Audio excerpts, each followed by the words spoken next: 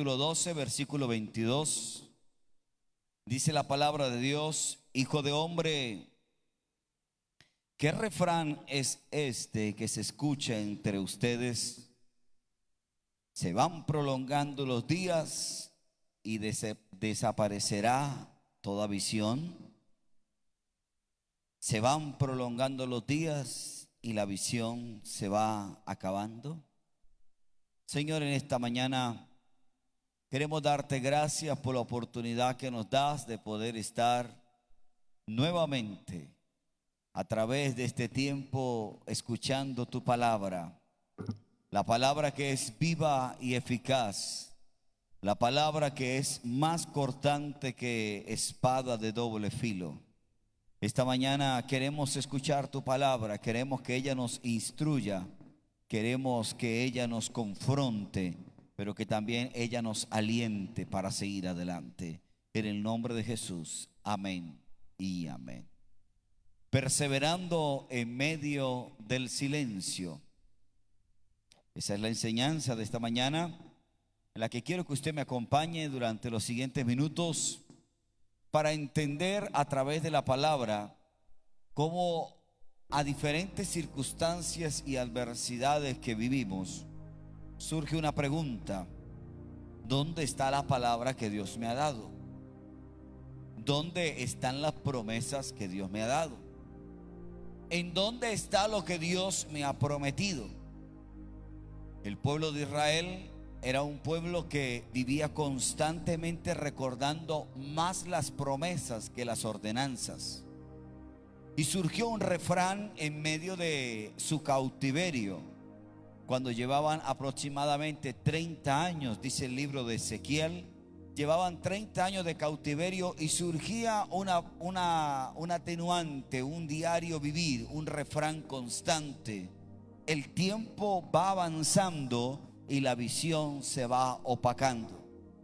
Otro refrán que ellos tenían, la Biblia habla mucho de refranes. Por ejemplo, hay un refrán muy común: ojo por ojo y diente por diente. Eso es un refrán bíblico.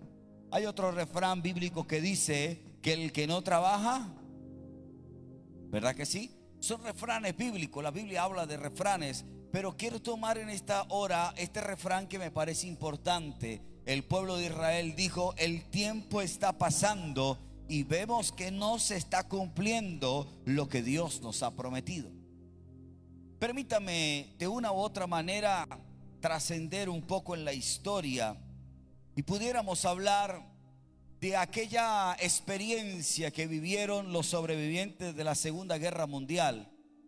Se habla que en los años 1940, en Europa Occidental o Europa Oriental, la gente que quedó después de la Segunda Guerra Mundial fue gente muy valiente, gente que perseveró en medio de la adversidad. No podemos negar que la Segunda Guerra Mundial fue devastadora. Se habla y se dice que fueron 50 millones de personas que murieron. Un continente llamado Europa casi destruido.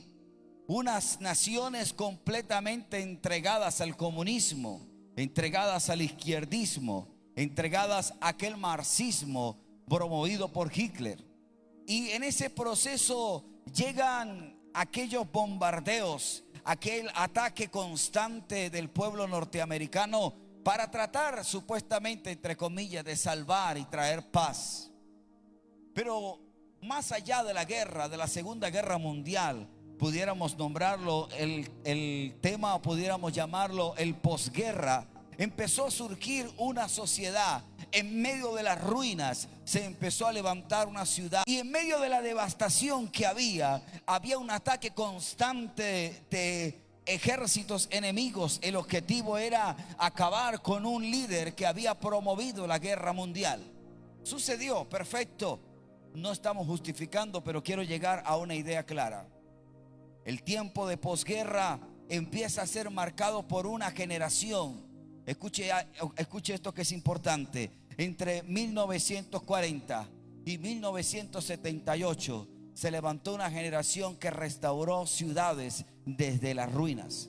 Pero quiero darle un dato que es importante. Los primeros que promovieron esta restauración de las ruinas fueron los cristianos que estaban en los sótanos, que estaban en las catatumbas, escondidos, orando, pidiendo misericordia a Dios. Y ellos decidieron decir: el Dios eterno volará. Vendrán pájaros para volar sobre Alemania. Vendrán mañanas diferentes. Habrá amor, habrá sonrisa y paz, porque la gloria de Dios llenará a Europa completa. Hoy podemos decir que en medio de la adversidad todo un continente se pudo levantar. ¿Sabe qué me llama la atención dentro de este contexto? Un gran filósofo llamado Alexander Solzhenitsyn, un ruso, por cierto, no conocedor del evangelio, un ateo, dijo en algún momento: estoy impresionado cómo las personas más relevantes y que han salido adelante en la posguerra han sido los cristianos. Yo quiero ser un cristiano como ellos. Yo quiero salir adelante. Escúcheme algo, le estoy hablando a una iglesia que en esta mañana tiene al Todopoderoso con ustedes, y en medio de la adversidad nos vamos a levantar. Nos vamos a levantar y vamos a decir: el Dios Todopoderoso nos ha dado la victoria. ¿Cuántos dicen amén? Levante un aplauso a Él si puede hacerlo. Vamos, vamos, levante ese aplauso fuerte.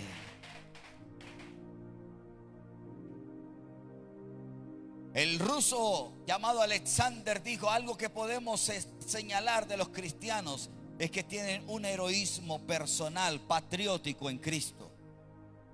Y quiero traer a connotación esto, porque la iglesia debe entender que aunque haya un silencio de Dios, tal vez escuchamos que Dios nos hable, nos arrodillamos y esperamos que Dios nos diga algo, y pasan los días, pasan los meses y no hay una voz de Dios.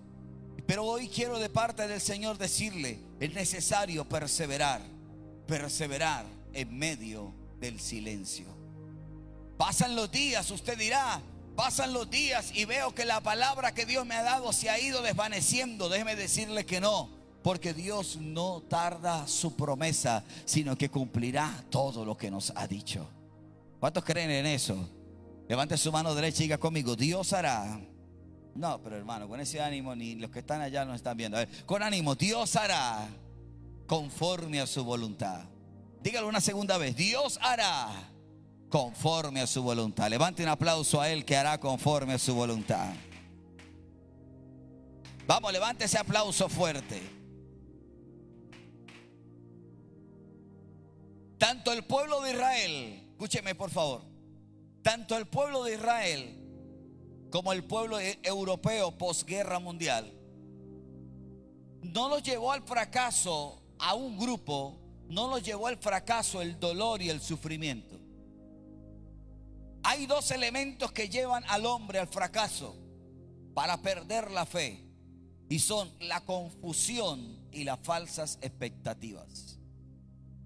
Cuando usted se siente confundido y piensa que la adversidad fue enviada por Dios para aniquilarlo, porque muchos de nosotros que estamos en esta hora aquí creemos que Dios se ha empeñado en nosotros para convertirnos en víctimas.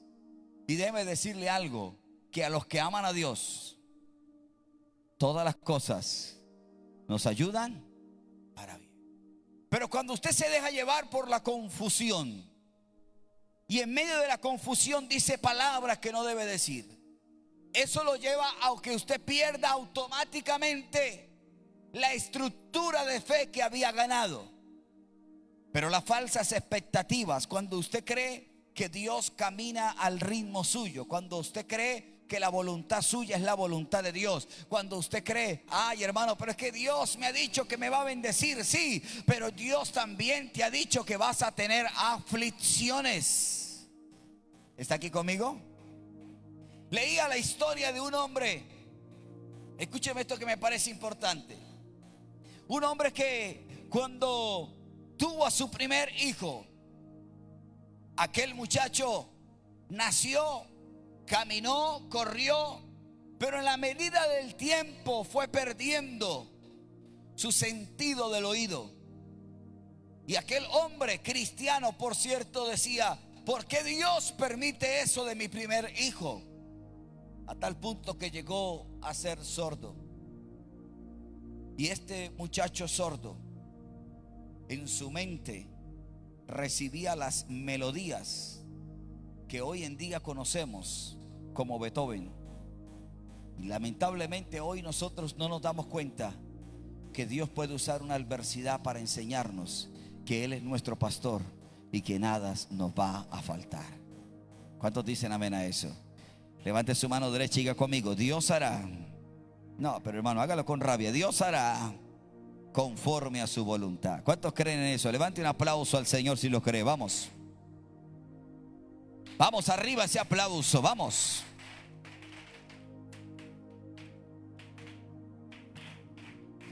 Se dice que la ley de la adversidad es necesaria. La ley de la física habla de la adversidad como algo necesario. Es decir, vamos a poner un ejemplo práctico: los animales salvajes los toman de África o de un lugar salvaje, vale la redundancia, y los llevan a un zoológico, los encierran, unas rejas muy poderosas, y les dan alimento, no los dejan morir por supuesto, les dan alimento, les dan agua, y el animal durante años se acostumbra a comer, a beber y a dormir. Y ese animal cuando sale débil. En cambio el animal que crece, que anda, que vive en las laderas, ese animal aprende a vivir en la adversidad, a enfrentarse a otros animales, a comer, pero una comida luchada, sufrida, y anda en la vida llevando, como diríamos popularmente, del bulto, agua, llevando frío, mojándose, llevando sol. Pero eso hace que el animal salvaje sea más fuerte. La adversidad lo hace más fuerte.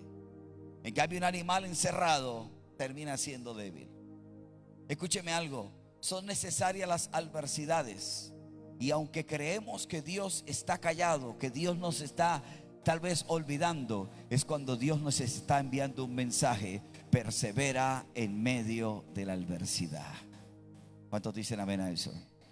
Levante su mano derecha y diga conmigo: voy a perseverar en medio de la adversidad. Quiero hablarle rapidito porque el tiempo corre, de 3 ejemplos, 3 verdades bíblicas tremendas. Y en Job conseguimos la primera, de un hombre recto. La Biblia dice: temeroso de Dios, apartado del mal. Un día estaban comiendo con la esposa Petronila. La Biblia no habla del nombre de ella, o Séfora, no sé. Petronila le queda bien porque era toda rubia, hermosa. Petronila. Y estaban allí comiendo, estaban disfrutando de un motequeso, estaban disfrutando de un pabellón criollo venezolano. ¿Alguien ha comido pabellón criollo? ¿No?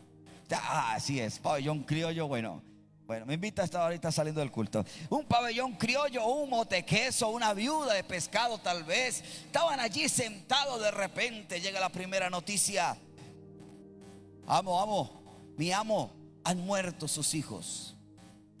¿Cómo quedaría la mamá? ¿Cómo quedaría el papá allí ante esa noticia? La calamidad tocó la puerta de la casa del hombre llamado por Dios para ser bendecido.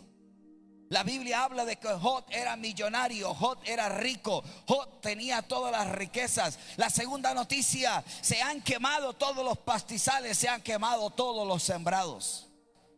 Y en medio de esa zozobra, él tiene la mano en la cabeza, no sé qué está pensando. La mujer llora, la mujer grita allí al lado de él. Llega la tercera noticia: se quemaron, se murieron, se acabaron todos los animales que teníamos. No quedó nada. La calamidad de un momento de alegría llegó y aplastó todo. Una familia feliz desaparece. La primera pregunta que diría usted o que diría yo: ¿qué he hecho, Señor, para merecer esto? La Biblia lo relata como un hombre justo, fiel, temeroso de Dios. Escúcheme algo: en el cielo dice la Biblia que hubo una conferencia, hubo un diálogo entre Dios y Satanás. ¿Sí lo ha leído? Y el Señor, todo de manera orgullosa, dice: ¿no has visto a mi siervo? ¿No has leído? Hombre fiel. Y en esa conversación no invitaron a Job. A Job no le preguntaron si él iba a participar de esa prueba. A él no le preguntaron si estaba dispuesto a soportar la muerte de sus hijos. Pero en medio de la calamidad, él dijo: estoy desesperado, estoy angustiado. La Biblia me muestra en el capítulo 1 de Job, versículo 20. Escuche esto que es importante: que Job rasgó su manto, sus vestiduras, rasuró su cabeza, se postró en tierra y adoró. Pero me llama la atención y dijo: desnudo salí del vientre de mi madre, desnudo volveré allá. Jehová dio, Jehová quitó, sea el nombre de Jehová bendito. Y escuche lo que dice el versículo 23: en todo esto no pecó Job, ni atribuyó a Dios despropósito alguno. Ahora, si usted se pone en los zapatos de Job, creo que sería un momento difícil, un momento de angustia, un momento de desespero, señores. Él quería escuchar la voz de Dios.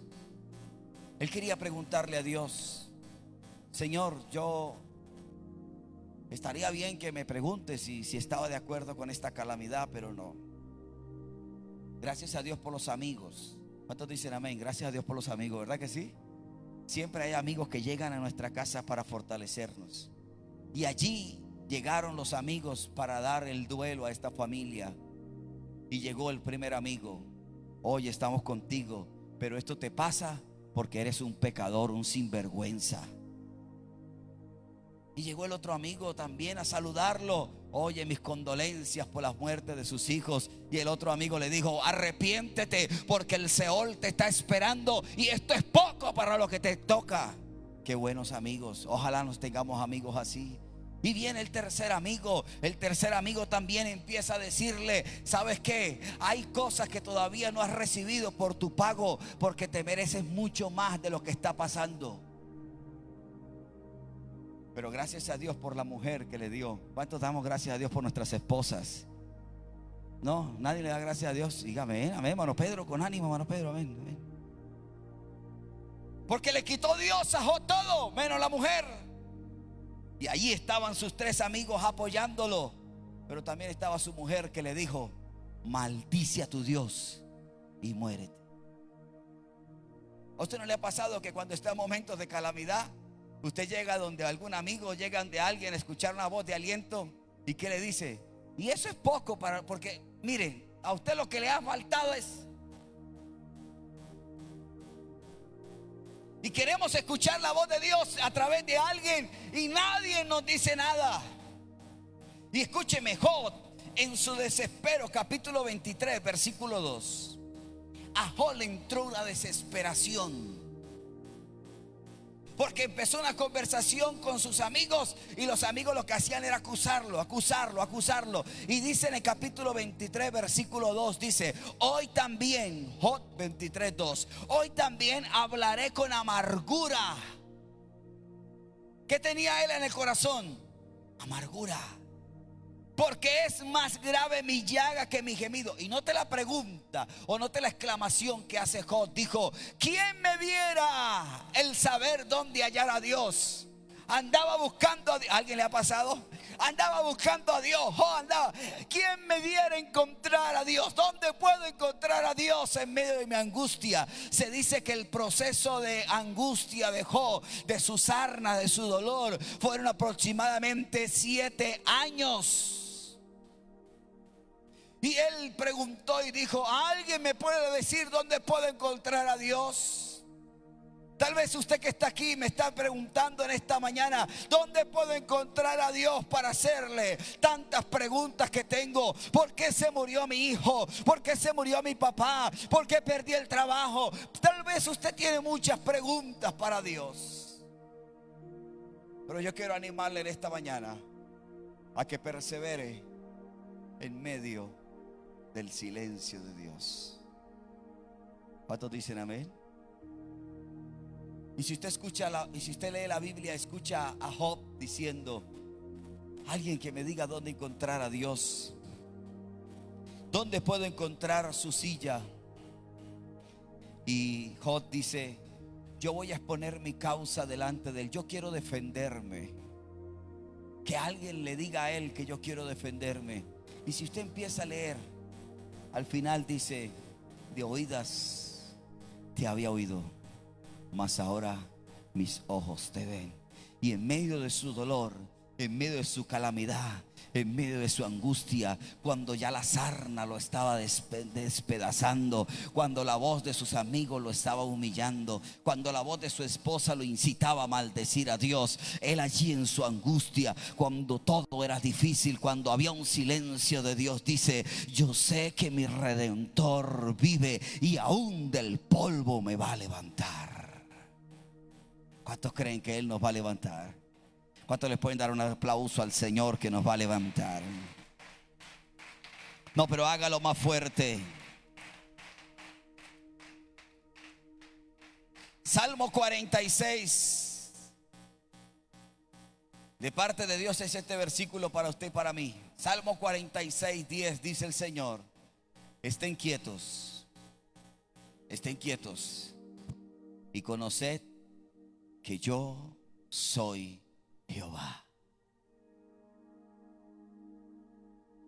Y si empezamos a perforar, a investigar más en la palabra, encontramos a un muchacho deseado por la familia,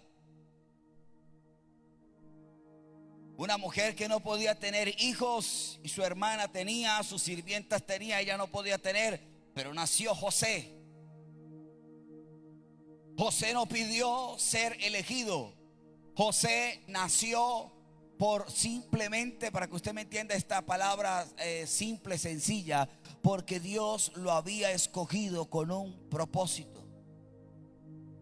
A diferencia de Jesús, cuando le llevaron regalos, le llevaron, José no, José nació en una familia, no le dijeron que era rey, no le dijeron nada de eso, pero cuando creció siendo un muchacho, Dios empezó a revelarle sus propósitos.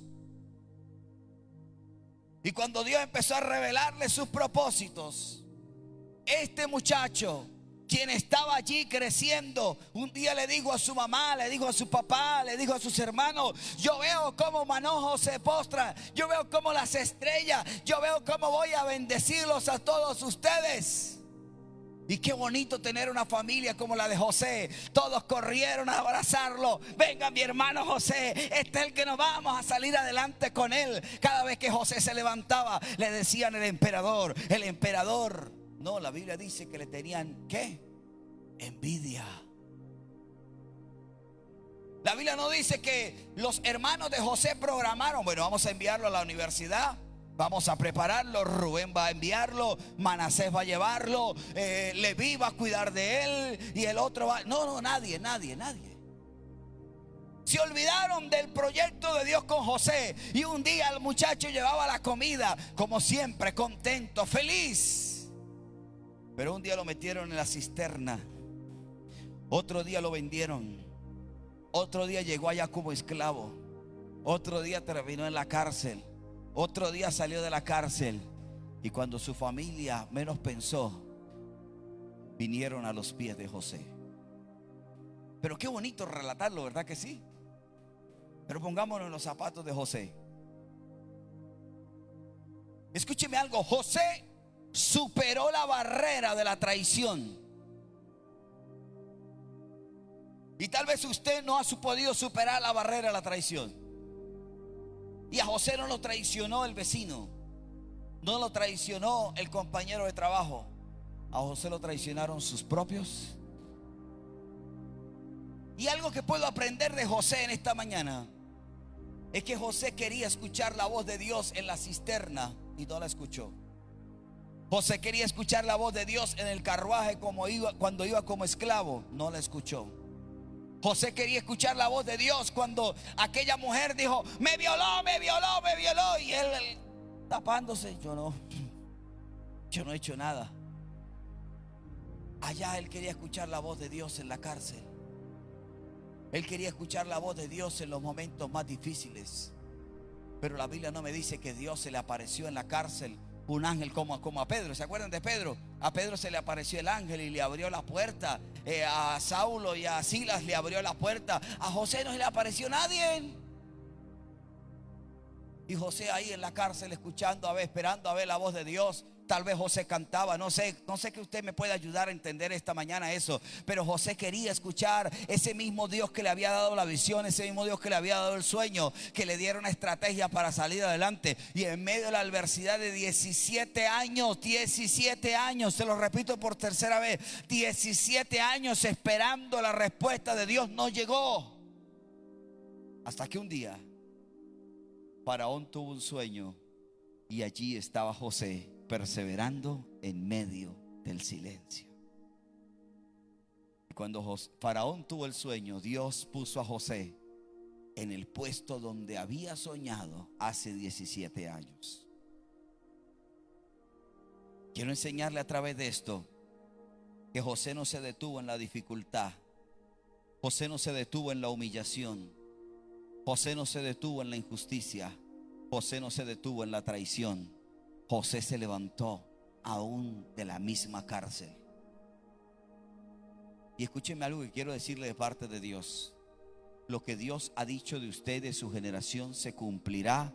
Así haya cisterna, así hayan cárceles, así hayan humillaciones, así hayan injusticias, así hayan traiciones. Dios cumplirá el sueño de Él en nosotros, porque Él lo ha dicho y Él lo hará.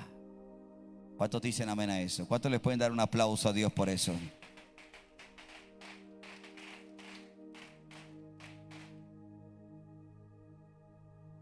Acompáñeme en una tercera forma de ver esta enseñanza. La primera, Job perseveró en medio de su desesperación. José traspasó la barrera de la traición. Y note que en los dos casos que le he hablado de familia. Y en la tercera le voy a hablar de otra familia. Porque vemos que las mayores adversidades surgen dentro ¿de dónde? Y es allí donde Dios necesita a un hombre de fe, a una mujer de fe, donde Dios necesita a un jovencito, a una jovencita de fe que siga creyendo que lo que Dios ha dicho no caerá a tierra, y aunque pasen los días, Él va a cumplir lo que nos ha prometido. ¿Cuántos dicen amén a eso? Y encontramos la tercera escena de una familia: Noemí, Elimelec y dos hijos maravillosos, dos hijos hermosos. La mujer se sentía maravillosa, se sentía agradada, orgullosa. Tenía un esposo simpático, así como mi esposa se siente así conmigo, ¿verdad? Digan amén por lo menos para sentirme bien, hermano. Y ella se sentía así como mi esposa, como Noemí se sentía así, toda orgullosa. Aquí Elimelec y aquí sentado sus dos hijos hablaban del diario vivir. Hablaban de su diario vivir. ¿Y cómo te fue en la clase? No, ese profesor cree que estamos en lo presencial y se olvida que estamos en lo virtual. Y el otro le decía, no, es que a usted no le gusta estudiar. Y allí estaba una conversación. Se sirvieron nuevamente, era una familia costeña. Sirvieron. Qué pena, esto lo editan y lo cortan. Sumamente necesario.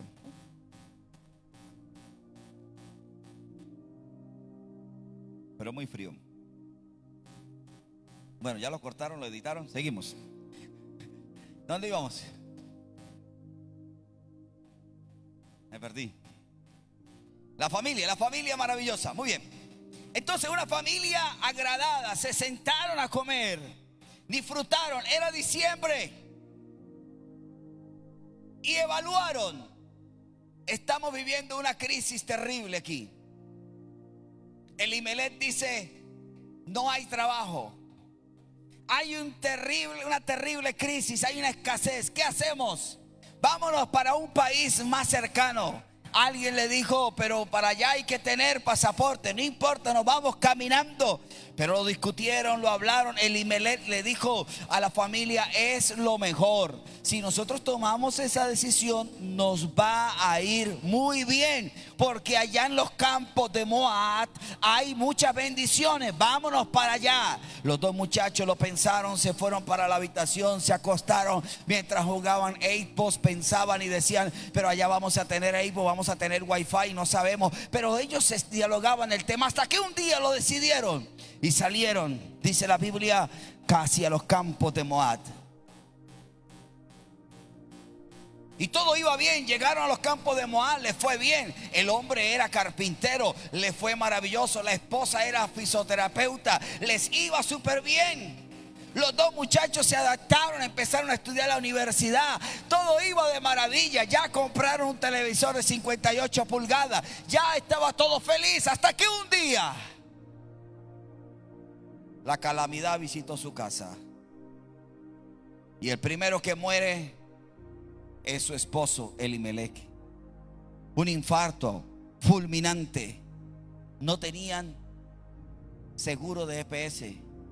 No alcanzaron a llegar al médico. El hombre murió. En medio de esa calamidad empieza a levantarse algo tremendo, un dolor fuerte dentro de la familia. Y estos hijos, sin embargo, en su dolor y en su tristeza, dicen, vamos a salir adelante. Nuestro papá fue un ejemplo, vamos a salir adelante. Y sí, por supuesto, salieron adelante. Se casaron, llamaron a Ruth, llamaron a Orfa. Para Noemí fue muy doloroso, porque Noemí sabía que ellos no se podían casar con una extranjera. Era algo que era prohibido por Dios. Pero ya, ¿qué hacía? Se casaron los muchachos. Se fueron a vivir cada uno a su casa felices. Ella dejó de ser madre y de ser esposa. Ahora también era suegra. Era una mujer feliz. Lo tenía todo, aunque faltaba su marido. Pero un día le dio un infarto a su hijo mayor y murió. Otro día, al pasar los días, el infarto al hijo menor. Y los 3 varones murieron. Ella quedó devastada. Noemí no pidió ir a los campos de Moab. Ella fue porque su marido se la llevó. Y una mujer en los tiempos bíblicos sin marido era una mujer abandonada que no tenía representación. Su dolor era tanto que ella dijo, algún día Dios va a visitar nuevamente a Belén. Y en medio de su dolor ella regresó a Belén. Y la gente decía, ahí viene Noemí. Ahí viene, viene entrando por Venecia. Ahí viene Noemí. Y venía Noemí con su nuera, la que sí era, y estaba allí con ella. Y le dijeron, ahí viene Noemí, ahí viene la dichosa, ahí viene la feliz. Y ella dijo, a mí no me digan así, que yo no soy feliz, no soy dichosa. Salí con 3 hombres y llegué sola. Soy una mujer angustiada, amargada. Escuche las palabras de Noemí en el capítulo 1 de Ruth. Dijo ella, el Dios Todopoderoso se ensañó contra mí. Ella quería escuchar la voz de Dios cuando todo era difícil. Ella quería escuchar la voz de Dios cuando estaba en el féretro de su esposo. Que Dios le dijera, tranquila, ánimo, que voy a hacer algo. Escúcheme algo. Ella quería escuchar la voz de Dios cuando la muerte de su primer hijo, cuando la muerte de segundo hijo. Ella quería escuchar la voz de Dios. Ella oraba, ella intercedía, pero nadie le decía nada. Pero ¿sabe qué me parece importante? Ella escuchó que había una visitación de Dios en Belén. Y yo quiero decirle algo, que hay una visitación de Dios en Sagún. Hay una visitación de Dios en su casa. Y las visitaciones de Dios traen provisión. Las visitaciones de Dios traen dirección. La visitación de Dios trae gloria sobrenatural. Y aunque el diagnóstico sea un diagnóstico de enfermedad, sea un diagnóstico de muerte, en el cielo dicen, no vas a morir, sino que vas a vivir y vas a contar las cosas que Dios ha hecho con tu vida. Aunque en el cielo se escucha tal vez que hay silencio, pareciera que el cielo esté cerrado. Me llama la atención esta parte de la historia, y es que Noemí, en medio de su dolor, hubo algo que la alegró. y fue tener al hijo de Ruth en sus manos. Y aunque nada le quitó el dolor a Noemí, escúcheme algo, a veces no entendemos por qué suceden las cosas. Pero bendita la muerte de Elimelech, bendita la muerte de los dos hijos de Noemí, que Ruth pudo conocer a Booz, y de ahí nace nuestro Mesías. Qué tremendo esto. Pero si Noemí se hubiera quedado allí, se hubiera quedado postrada en su dolor y hubiera decidido a traicionar y abandonar el camino, no hubiéramos hoy podido conocer la salvación a través del Mesías. Mis hermanos, para ir cerrando este ciclo, hay algo que inunda el corazón de la iglesia hoy, de las familias hoy, es la amargura y la frustración. Porque creemos que el Dios eterno nos ha abandonado. Pero yo le estoy hablando en esta mañana a usted que está aquí, que me está viendo, que aunque haya dolor, aunque haya frustración, aunque haya tal vez esa situación en la que muchas veces nos queremos que la tierra se abra y que nos trague a nosotros también, vamos a perseverar en medio del silencio. Y yo vengo de parte de Dios a decirle lo que Dios me dijo que les dijera en Ezequiel 12:28. Ezequiel 12:28. Dice Ezequiel 12:28: diles por tanto. Mire lo que el Señor me dijo que les dijera esta mañana. No se tardará más ninguna de mis palabras, sino que la palabra que yo hablé se cumplirá, dice Jehová el Señor. Qué bonita palabra, ¿verdad que sí? Usted la puede subrayar en su Biblia. Es una palabra profética de Dios para usted. No se tardará más mi palabra, Edgar. No se tardará más mi palabra, Pedro, Jaime, Gloria, sino que dice el Señor, la palabra que yo hablé se cumplirá. Y no importa que estés en la adversidad, la calamidad o el dolor y piensas que el silencio es nefasto, déjeme decirle que aún en el silencio Dios trabaja. Y quiero terminar diciéndole, dejemos que Dios sea Dios. ¿Estamos de acuerdo en eso? Diga conmigo, voy a dejar. No, pero hermano, con ánimo. Voy a dejar que Dios sea Dios. Póngase de pie, por favor.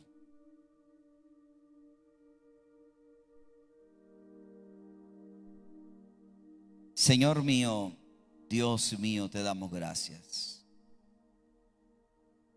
porque tu palabra es viva y eficaz,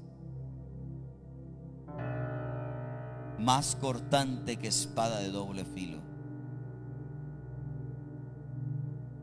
Señor, y tal vez aquí hay alguien como Job, en medio de su desespero, en medio de su angustia, han preguntado, ¿quién me diera a saber dónde está Dios? O tal vez, Señor, en medio de la amargura pensamos que tú estás olvidándote de nosotros. Hay tanta gente en el mundo que te has olvidado de nosotros. Y ese pensamiento viene a nuestra mente constantemente y te pedimos, Señor, perdón por eso. Tal vez aquí, Señor, hay un hombre, una mujer como José, que han sido traicionados, han sido llevados a la cisterna y se han sentido ahí encerrados. Gente que teniendo capacidad, teniendo la oportunidad para servir o teniendo la oportunidad de cumplir un sueño, se han sentido, Señor, allí frustrados. Pero yo sé, Señor, que los que estamos aquí, Señor, vamos a superar cualquier traición. Tal vez, Señor, allí hay una mujer o un hombre, Señor, que hemos vivido calamidades este año. Calamidades de la muerte de un ser querido. Y tal vez como Noemí decimos: Señor, no me llames alegre, no me llames feliz. No tengo nada de qué alegrarme, vivo amargada, decía Noemí. Noemí decía: todo se acabó, nada tiene sentido para mí. Hasta que nació el hijo de Ruth, nació una esperanza. Y esta es la mañana en la que nace una esperanza para alguien aquí, Señor. Y tu palabra dice que esa palabra que nos has dado no tardará, sino que se cumplirá. Señor, y sin darnos cuenta, tú nos hablas a través de la naturaleza. Tú nos hablas a través de un niño. Sin darnos cuenta, muchas veces, Dios, tú nos hablas a través de las piedras. Y creemos que hay un silencio. Levante sus dos manos, mi hermano, mi hermana. Levante sus dos manitos al cielo y dígale: Señor, ayúdame a perseverar en medio del silencio. Vamos, dígale: ayúdame a perseverar en medio del silencio. Mantenga sus manos arriba, dígale: ayúdame a perseverar en medio del silencio. En ti confiaré. Amén. Tu promesa sigue en pie. Amén. Tú eres fiel. Confiado andaré. Amén. En tus manos estaré.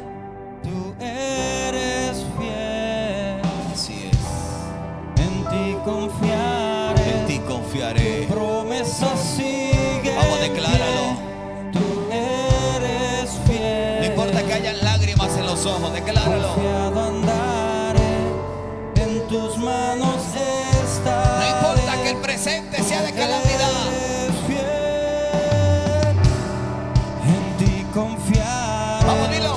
Tu promesa sigue en Cántalo pie. con la voz entrecortada, con las lágrimas. Cántalo, dile. Confiado andaré, en tus manos estaré. Siempre has sido fiel. Yo sé que tú mueves montañas. Yo sé, Señor, que tú harás cosas sobrenaturales. Mueves montañas. Pero ayúdame a perseverar en medio del silencio. Sé que lo harás otra vez. Abriste el mar en el desierto. Yo creo en ti. Sé que lo harás otra vez. Yo sé que tú Vamos, decláralo. mueves montañas. Y la enfermedad hoy Yo se va. creo en ti. Sé que lo harás otra vez. Abriste el mar Aleluya. en el desierto. Yo creo en ti. Sé que lo harás otra vez. Sé que lo harás otra vez. Dilo, sé que lo harás otra vez. Yo sé que lo harás otra vez.